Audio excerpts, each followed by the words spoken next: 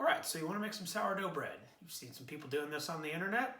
Maybe you've tried it, maybe you failed. It's not that hard, but it's not that easy either. Most important thing is you gotta be patient. It takes a long time to make a good sourdough. The first thing you're gonna do is make a starter. It's gonna take you a couple weeks.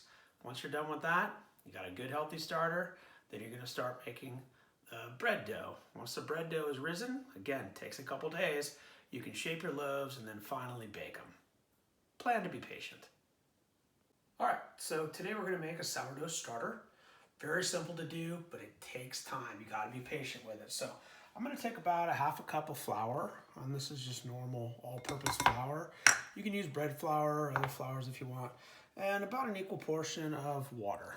So got flour and water, I'm gonna mix it together, and then I'm basically just gonna let this sit on the counter all day. And what it's gonna do, it's gonna pick up the natural yeast that are floating around in my house. Sometimes you can take this outside, capture some yeast from out there, and that's it. After a few hours, I'm gonna go back and I'm gonna put in a little spoonful of flour in there and a little spoonful of water, and I'm gonna do that every day and give it a stir. And after a few days, you'll start seeing some bubbles form. That'll be the beginning of your starter.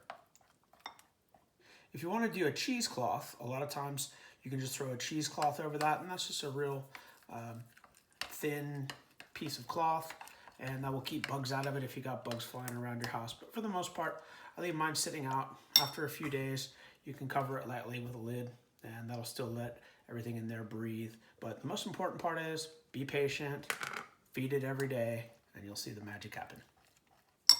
All right, so this is day 2 of our yeast starter. And you can see I've got a couple of little bubbles starting to form in there. I'm just going to go ahead and add a little bit more flour to it. And a little bit more water to it. And give it a stir. And that's just a little bit more nutrients for the yeast to start to eat and grow and become healthy and do its thing. So every day, give it a stir, leave it on the counter, collect some yeast, and repeat. That's it. All right, so it's been almost 2 weeks and we've been feeding our starter every day, and you can see it's gotten much bigger because I've been adding flour and water every day by the spoonful. I got some nice bubbles in here. I've taken this out of the fridge and I've let it warm up, and that's added to the activity. Now what I want to do is test it, make sure that there's enough activity in there for this yeast to be good for making sourdough. So this is called the float test. I'm just going to take a little bit of the yeast, put it in my bowl of water, and see if it floats. And if it floats, it's ready to use. And I've got a floating yeast, so we're ready to start making bread. All right, so check back in our next video on how to make the dough.